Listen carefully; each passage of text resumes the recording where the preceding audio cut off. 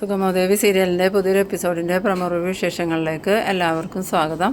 അങ്ങനെ നമ്മളുടെ മുരളിയാണെങ്കിൽ ശാരികയെ കാണാനായിട്ട് വരുന്നുണ്ട്. വന്നതും മുരളിയോട് ശാരിക ചോദിക്കുന്നത്, ചേച്ചിക്ക് മുരളിയേട്ടൻ എന്നെ കാണാൻ വന്ന കാര്യം അറിയുമെന്ന് ചോദിക്കുമ്പം, ഇല്ല, ഞാൻ ദേവിയോട് പറഞ്ഞില്ല, എന്തായിരുന്നു ശാരിക എന്നെ കാണണമെന്ന് പറഞ്ഞതെന്ന് ചോദിക്കുമ്പം, നവീനുമായിട്ടുള്ള എൻ്റെ വിവാഹം നടക്കില്ല മുരളിയേട്ടാന്ന്. അത് കേട്ടതും മുരളിയാണെങ്കിൽ ആകെ ഷോക്കായി പോകുന്നുണ്ട്. എന്നിട്ട് ചോദിക്കുന്നുണ്ട്, എന്തുകൊണ്ടാണ്, അതിനൊരു കാരണമില്ലേ, കാരണം എന്താണെങ്കിലും എന്നോട് തുറന്ന് പറയാമെന്ന് പറയുമ്പം, ഞാൻ ഒരാളായിട്ട് ഇഷ്ടത്തിലാണെന്ന് പറയുന്നത്. അത് കേട്ടതും മുരളിക്കാണെങ്കിൽ ആകെ ദേഷ്യം വരുന്നുണ്ട്. എന്നിട്ട് മുരളി ചോദിക്കുന്നുണ്ട്, എന്താ ശാരിക നീ പറയണേ, നീ ഒരാളായിട്ട് ഇഷ്ടത്തിലാണെന്നോ, എന്നിട്ട് നീ ഇത്രയും നാളും ഇത് മറച്ചു വെച്ചെന്തിനാ, നവീൻ്റെ ആലോചനയായിട്ട് ഞങ്ങൾ വന്നപ്പോൾ തന്നെ നിനക്ക് ഈ വിവരം പറയായിരുന്നല്ലോ, എന്നാൽ പിന്നെ ഞങ്ങൾ നവീൻ ഈ സമയം കൊണ്ട് തന്നെ വേറൊരു പെണ്ണിനെ കണ്ടെത്തി അവൻ്റെ വിവാഹം നടത്തിയേനെ, ഇത്രയും നാളും നീ ഇത് ഞങ്ങളിൽ നിന്നും മറച്ചു വെച്ചെന്തിനാ, ഇത് വല്ലാത്തൊരു ചതിയായി പോയി എന്ന് പറഞ്ഞു. ആ സമയത്ത് ശാരിക പറയുന്നുണ്ട്, ഇത് തന്നെ ഞാൻ ഇതുവരെ ആരോടും പറയാതിരുന്നത്, ഇത്രയും വിശാല മനസ്കനായിട്ടുള്ള മുരളിയേട്ടനോട് പറഞ്ഞിട്ട് പോലും മുരളിയേട്ടൻ്റെ സ്വഭാവം മാറി. ഇത് കേട്ടപ്പോൾ സംസാരത്തിൻ്റെ രീതിയെല്ലാം മാറി. അപ്പോൾ പിന്നെ സാധാരണ എൻ്റെ വീട്ടിലുള്ളവരോട് പറഞ്ഞാലത്തെ അവസ്ഥ എന്തായിരിക്കും, എന്നാലും നിനക്കിത് നേരത്തെ പറയായിരുന്നല്ലോ, എൻ്റെ സ്വഭാവം മാറിയതൊന്നുമല്ല, ഇത് നമുക്ക് ഒരിക്കലും അഡ്ജസ്റ്റ് ചെയ്യാൻ പറ്റാത്ത കാര്യം, നിനക്ക് മറ്റൊരാളുമായിട്ട് ഇഷ്ടത്തിലാണെന്നുള്ള കാര്യം വീട്ടിലോ ഞങ്ങളോടോ പറയായിരുന്നല്ലോ, എന്തുകൊണ്ടാണ് നീ ഇത് മറച്ചു വെച്ച കാര്യം, ഞാനും ഗൗരിയും പ്രണയിച്ച് വിവാഹം കഴിച്ചവരാ, പക്ഷേ എൻ്റെ വീട്ടിലും ഗൗരിയുടെ വീട്ടിലും ഞങ്ങൾ വിവരങ്ങൾ പറഞ്ഞിരുന്നു, ഇതിപ്പോൾ അങ്ങനെയാണോ, എത്ര നാളായി വിവാഹം പിന്നെ നടത്താമെന്നും പറഞ്ഞ് നീ ഇങ്ങനെ നീട്ടിക്കൊണ്ട് പോകുന്നു. ആ സമയത്ത് ശാരിക പറയുന്നുണ്ട്, എനിക്കിതൊന്നും വീട്ടിൽ പറയാൻ പറ്റിയ സാഹചര്യമായിരുന്നില്ല, അല്ലെങ്കിൽ തന്നെ വീട്ടിലാകെ പ്രശ്നമായിരുന്നു, നന്ദേട്ടൻ്റെയും ചേച്ചിയുടെയും പ്രശ്നങ്ങൾ, അത് കഴിഞ്ഞ് ചേച്ചി ഇലക്ഷനിൽ മത്സരിക്കുന്നതിൻ്റെ പ്രശ്നങ്ങൾ, അത് കഴിഞ്ഞപ്പം ചേച്ചി MLA ആയതിൻ്റെ പ്രശ്നങ്ങൾ, അതുകൊണ്ട് എനിക്കിതൊന്നും തുറന്ന് പറയാൻ പറ്റിയില്ല. എന്തായാലും മുരളിയേട്ടൻ എന്നോട് ക്ഷമിക്കണം, തൽക്കാലം മുരളിയേട്ടൻ ചേച്ചീനോടൊന്നും ഈ വിവരം പറയണ്ട, നവീനുമായിട്ടുള്ള എൻ്റെ വിവാഹം വേണ്ടെന്ന് വെച്ചാൽ മതി. ആ സമയം മുരളി പറയുന്നുണ്ട്, പിന്നെ ഞാൻ എന്ത് കാരണം പറഞ്ഞ് ഈ വിവാഹം മുടക്കുമെന്ന് ചോദിക്കുമ്പോൾ, നവീന് പഠിത്തം കഴിയണവരെയും കാത്തിരിക്കാൻ താല്പര്യമില്ല, അതുകൊണ്ട് വേറെ വിവാഹം കഴിക്കാൻ പോവാമെന്ന് വീട്ടിൽ പറഞ്ഞാൽ മതി. ആ സമയത്ത് മുരളി പറയുന്നുണ്ട്, അങ്ങനെ പറഞ്ഞിട്ടുണ്ടെങ്കിൽ ഞാനത് നിൻ്റെ വീട്ടുകാരോടും ദേവീനോടും നന്ദനോടൊക്കെ ചെയ്യണ ചതിയായി പോകില്ലേ എന്ന് ചോദിക്കുമ്പം, ഇല്ല മുരളിയേട്ട, അതിലൊന്നും ഒരു ചതിയില്ല, മുരളിയേട്ടൻ എന്നെ സഹായിക്കണം. ആ സമയത്ത് മുരളി പറയുന്നുണ്ട്, അല്ലെങ്കിൽ തന്നെ അമ്മ എന്നോട് പറഞ്ഞതാ ഈ ശാരിക ആരെങ്കിലുമായിട്ട് ഇഷ്ടത്തിലായിരിക്കും, അതുകൊണ്ടായിരിക്കും വിവാഹം വേണ്ടാന്നിങ്ങനെ പറയണേന്ന്. അപ്പോൾ ഞാനും ഗൗരിയും അമ്മയുടെ ആ അഭിപ്രായത്തെ എതിർക്കുക ചെയ്തത്, ഇതിപ്പോൾ ഇങ്ങനെയൊക്കെ ആവുമെന്ന് ഞങ്ങൾ വിചാരിച്ചില്ലല്ലോ, ഇനി ദേവിയോട് ഞാൻ എന്ത് പറയുമെന്നൊക്കെ ചോദിക്കുമ്പം, തൽക്കാലം ചേച്ചിയോട് ഈ കാര്യം പറയണ്ട, എങ്ങനെയെങ്കിലും ഈ വിവാഹം ഒന്ന് മുടക്കി തന്നെന്ന്. പിന്നീട് കാണിക്കുന്നത് നമ്മളുടെ ഇസബല്ലേനെയും കെവിനെയും നന്ദനെയാണ്. ഇവർ പുറത്ത് പോയി കോഫിയൊക്കെ കഴിക്കുന്ന സമയത്ത് കെവിൻ നന്ദനോട് ചോദിക്കുന്നുണ്ട്, എടാ നന്ദ, നീ പറഞ്ഞാൽ ദേവിക അനുസരിക്കില്ലേ, ആ പ്ലാന്റിന് സാങ്ഷൻ കൊടുക്കൂലേ എന്ന് ചോദിക്കുമ്പോൾ നന്ദൻ പറയുന്നുണ്ട്, ഞാൻ ദേവിയുടെ ഒരു കാര്യത്തിലും ഇടപെടാറില്ല, എന്തായാലും ബെല്ലയുടെ കാര്യമായതുകൊണ്ട് ഞാനൊന്ന് സംസാരിച്ച് നോക്കാം, നടക്കുമെന്ന് എനിക്ക് ഉറപ്പൊന്നുമില്ല, എന്തായാലും അച്ഛനും കൂടി എതിർത്ത പ്ലാന്റ് ആകുമ്പം ദേവിക ഒരിക്കലും അതിന് സാങ്ഷൻ കൊടുക്കാൻ സാധ്യതയില്ല, എന്നാലും ബെല്ലയ്ക്ക് വേണ്ടി ഞാനൊന്ന് സംസാരിക്കാം. ആ സമയത്ത് ബെല്ല പറയുന്നുണ്ട്, സംസാരിച്ചാൽ മാത്രം പോരാ, ഇതെങ്ങനെയെങ്കിലും എനിക്കൊന്ന് നടത്തി തരണം, ഇല്ലെങ്കിൽ ഞാൻ ജീവിച്ചിരുന്നിട്ടൊരു കാര്യമില്ല നന്ദ, അതുകൊണ്ടാണ് ഞാൻ നന്ദനോട് ഇങ്ങനെ പറയണേ, എന്തായാലും എനിക്ക് വേണ്ടിയിട്ടല്ലേ, ഞാൻ നന്ദന് വേണ്ടി എത്ര വലിയ സഹായം ചെയ്ത്, അതിന് തിരിച്ചൊരു സഹായമായിട്ടൊന്നും ഇതിനെ കാണണ്ട, ഇത് ആർക്കും ഒരു ബുദ്ധിമുട്ടുള്ള കാര്യമല്ലല്ലോ എന്ന് പറയുമ്പം നന്ദൻ പറയുന്നുണ്ട്, നോക്കട്ടെ, ഞാൻ ഇന്ന് തന്നെ ദേവിയോട് സംസാരിക്കാമെന്ന്. അങ്ങനെ ബെല്ലയും കെവിനും കൂടി നന്ദനോട് യാത്ര പറഞ്ഞ് കാറ് കയറി പോകുന്നുണ്ട്. പോണ വഴിക്ക് കെവിൻ ബെല്ലയോട് പറയുന്നുണ്ട്, എന്തായാലും നിൻ്റെ ബുദ്ധി ഞാൻ സമ്മതിച്ചിരിക്കുന്നു, ഇത്ര പെട്ടെന്ന് നീ നന്ദനെ വരുതിയിലാക്കുമെന്ന് ഞാൻ വിചാരിച്ചില്ല, എന്തായാലും നമ്മൾ വിചാരിച്ചതുപോലെ തന്നെ കാര്യങ്ങളൊക്കെ വരുന്നുണ്ട്, ഇനി ദേവികയും കൊണ്ട് സമ്മതിപ്പിച്ച് കഴിഞ്ഞാൽ എന്തായാലും ആ പ്ലാന്റ് നമ്മൾ പ്രവർത്തനം ആരംഭിക്കുമെന്ന്. ഈ സമയത്ത് ബെല്ല പറയുന്നുണ്ട്, ഞാൻ അതൊക്കെ കണക്കൂട്ടി തന്നെയാണ് ഈ ഋഷിയുടെ കേസിൽ ഇടപെട്ടത് തന്നെ, എന്തായാലും KK നായർ ഒരുപാട് പ്രാവശ്യം ഇവരോട് പറഞ്ഞതാ അതിന് സാങ്ഷ്യം കൊടുക്കാൻ, ദേവികയോടും പറഞ്ഞു, അതുപോലെ സിദ്ധാർത്ഥനങ്ങളോടും പറഞ്ഞതാ, അവരാരും സാങ്ഷ്യം കൊടുത്തില്ല, ഇനിയിപ്പോൾ നമ്മുടെ മുന്നിൽ ഈ ഒരു വഴിയുള്ളൂ, അങ്കിളിന് ഇത് സാങ്ഷ്യം മേടിച്ച് കൊടുക്കാമെന്ന് ഞാൻ ഏറ്റേക്കണേയാണ്. പിന്നീട് കാണിക്കുന്നത് നമ്മളുടെ ദേവികയാണെങ്കിൽ മുരളിക്ക് വിളിക്കുന്നുണ്ട്, മുരളിയേട്ടൻ വരാത്ത എന്താ, നമ്മൾ ശാരികയെ കാണാൻ പോകുമെന്ന് പറഞ്ഞിരുന്നല്ലേ എന്ന് ചോദിക്കുമ്പം, എനിക്കിപ്പോൾ കുറച്ച് തിരക്കുണ്ട് ദേവിക, അതുകൊണ്ട് ഇപ്പോൾ പോകാൻ പറ്റില്ല, എന്തായാലും പിന്നീട് ഒരിക്കൽ പോയാൽ പോരെന്ന് ചോദിക്കുമ്പം, അത് പറ്റില്ല, എത്രയും പെട്ടെന്ന് നമുക്ക് ഇവരുടെ വിവാഹകാര്യത്തെക്കുറിച്ചൊരു തീരുമാനം ഉണ്ടാക്കണം. ആ സമയത്ത് മുരളി പറയുന്നുണ്ട്. എന്തായാലും ധൃതി പിടിക്കേണ്ട, സാവകാശം നമുക്ക് ഷാരിനെ കണ്ട് സംസാരിക്കാം.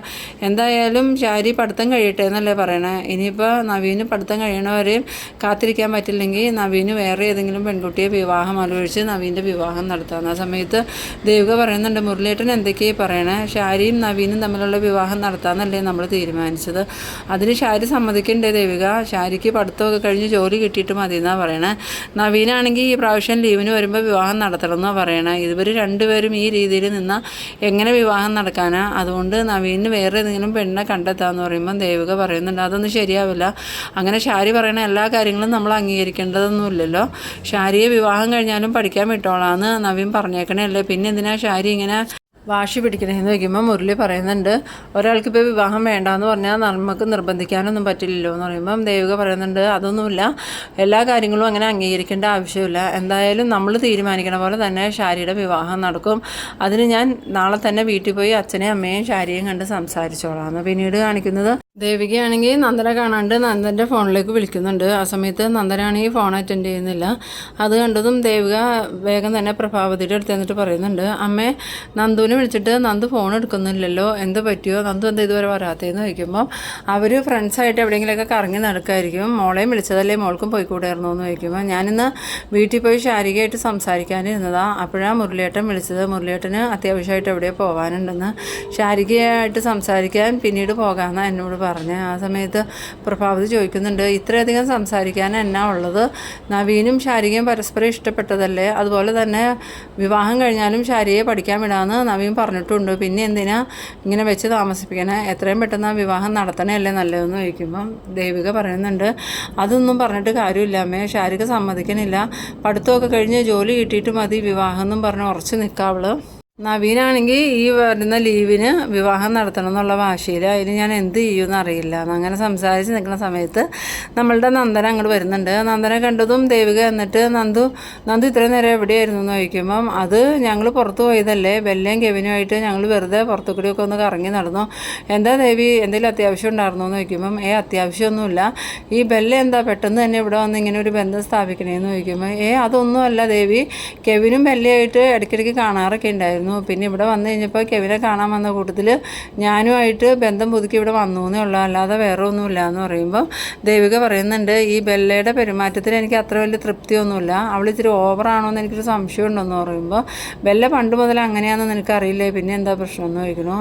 പിന്നീട് കാണിക്കുന്നത് നമ്മളുടെ നന്ദനാണെങ്കിൽ ഇങ്ങനെ ബെഡ്മ കിടക്കുന്ന സമയത്ത് ദേവിക വന്നിട്ട് ചോദിക്കുന്നുണ്ട്, എന്താ നന്ദു ഇങ്ങനെ ഒന്നും മിണ്ടാതെ ഇവിടെ ഒന്ന് കിടക്കണേന്ന് ചോദിക്കുമ്പോൾ അത് ദേവി ഞാനൊരു കാര്യം ചോദിച്ചാൽ ദേവി തെറ്റിദ്ധരിക്കരുത്, ദേവിയുടെ അധികാരത്തിൽ ഞാൻ കൈ കെടുത്തുവെന്നും വിചാരിക്കരുത്, എന്താ നന്ദു എന്താണെങ്കിലും എന്നോട് ചോദിച്ചു എന്ന് പറയുമ്പം അതല്ല, ഒരു KK നായർ ഒരു മാലിന്യ പ്ലാന്റിൻ്റെ പ്രോജക്റ്റുമായിട്ട് ദേവിയുടെ അടുത്ത് വന്നിരുന്നില്ലേ, അന്ന് ദേവി അതിന് സാങ്ഷൻ കൊടുത്തില്ലല്ലോ, ആ പ്രോജക്റ്റിന് സാങ്ഷൻ കൊടുക്കാമെന്ന് ചോദിക്കണം. ആ സമയത്ത് ദേവിക പറയുന്നുണ്ട്, നന്ദു എന്തൊക്കെയാണ് ഈ പറയണത്, അതൊരിക്കലും അവിടെ വരാൻ പാടില്ല, ജനങ്ങളെ ബുദ്ധിമുട്ടിലാക്കുന്ന ഒരു പ്ലാന്റാണ് അത്, ആ പ്ലാന്റിന് ഒരിക്കലും സാങ്ഷൻ കൊടുക്കാനും പറ്റില്ല, ഇത് നേരത്തെ അച്ഛൻ MLA ആയിരുന്ന സമയത്ത് അച്ഛൻ്റെ മുന്നിൽ വന്ന പ്രോജക്റ്റാണ്, അന്ന് അച്ഛൻ റിജക്റ്റ് ചെയ്ത് വിട്ടതാണ്, പിന്നെ ആ പ്രോജക്റ്റിന് ഞാൻ സാങ്ഷൻ കൊടുക്കണേ എങ്ങനെയാണ്, അതുമാത്രമല്ല പരിസ്ഥിതി പ്രവർത്തകരൊക്കെ ഇപ്പോഴേ ആ പ്ലാന്റിനെതിരെ സമരം തുടങ്ങിയിട്ടുണ്ട്, മെയിനായിട്ട് അതിൻ്റെ മുന്നിൽ നിൽക്കുന്നത് ഗിരീഷേട്ടനാണ്, അങ്ങനെയുള്ളൊരു പ്ലാന്റിന് ഒരിക്കലും എനിക്ക് സാങ്ഷൻ കൊടുക്കാൻ പറ്റില്ല എന്ന്.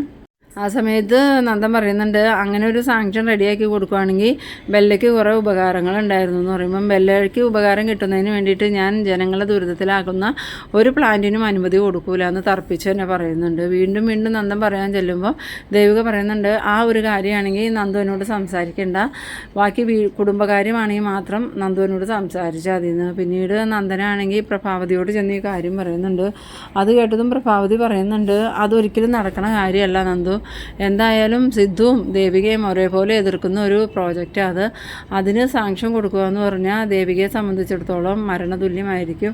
എന്തായാലും ഗിരീഷിനും ഇതിനെ എതിർത്തുകൊണ്ട് മുൻപന്തി തന്നെയുണ്ട്, നമുക്കിതിൽ ഒന്നും ചെയ്യാൻ പറ്റില്ല എന്ന്. പിന്നീട് കാണിക്കുന്നത് ഈ സിദ്ധാർത്ഥൻ്റെ അടുത്ത് മന്ത്രി വന്നിട്ട് പറയുന്നുണ്ട്, സിദ്ധാർത്ഥ ദേവികയോട് ആ പ്ലാന്റിന് അനുമതി കൊടുക്കാൻ പറ, ഇനിയിപ്പോൾ MLAയുടെ ഒരു സാങ്ഷൻ മാത്രം മതി, ബാക്കി എല്ലാ പേപ്പറുകളും അതിൻ്റെ പൂർത്തിയാക്കണേ എന്ന് പറയുമ്പോൾ സിദ്ധാർത്ഥൻ പറയുന്നുണ്ട്, അതൊരിക്കലും നടക്കണ കാര്യമില്ല, ജനങ്ങളെ ബുദ്ധിമുട്ടിലാക്കണ ഒരു കാര്യത്തിനും മോള് സപ്പോർട്ട് ചെയ്യില്ല എന്ന്.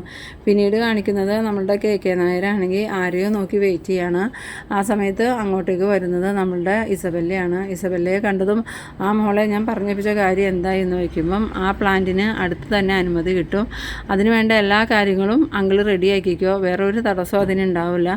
MLAയുടെ ഭാഗത്തുനിന്നുള്ള തടസ്സമൊക്കെ ഞാൻ തന്നെ തീർത്ത് തന്നോളാം. എൻ്റെ പേര് ഇസബെല്ല എന്നാണെങ്കിൽ ആ പ്ലാന്റിന് MLAയുടെ സാങ്ഷൻ കിട്ടിയിരിക്കും. ആ കാര്യത്തിൽ അങ്കിളിന് യാതൊരു സംശയവും വേണ്ടാന്ന്. ഈ സമയത്ത് നമ്മളുടെ KK നായരാണെങ്കിൽ പറയുന്നുണ്ട്, ഇതിന് പ്രത്യുപകാരമായിട്ട് മോൾ എന്ത് ചോദിച്ചാലും ഞാൻ അതെല്ലാം മോൾക്ക് തരുമെന്ന്. അങ്ങനെ അവർ സന്തോഷത്തോടുകൂടി നിൽക്കുന്ന ആ ഒരു സീനിലാണ് ഈ എപ്പിസോഡ് അവസാനിക്കുന്നത്. അപ്പോൾ നിങ്ങളെൻ്റെ വീഡിയോ ആദ്യമായി കാണുന്നവരാണെങ്കിൽ ചാനലൊന്ന് സബ്സ്ക്രൈബ് ചെയ്യാനും ഇഷ്ടമായാൽ ലൈക്ക് ചെയ്യാനും ഷെയർ ചെയ്യാനും മറക്കരുത്. അപ്പോൾ ഇതുപോലെ ഇൻട്രസ്റ്റിംഗ് ആയിട്ടുള്ള അടുത്തൊരു എപ്പിസോഡുമായി നമുക്ക് വീണ്ടും കാണാം. അതുവരേക്കും ബൈ ബൈ.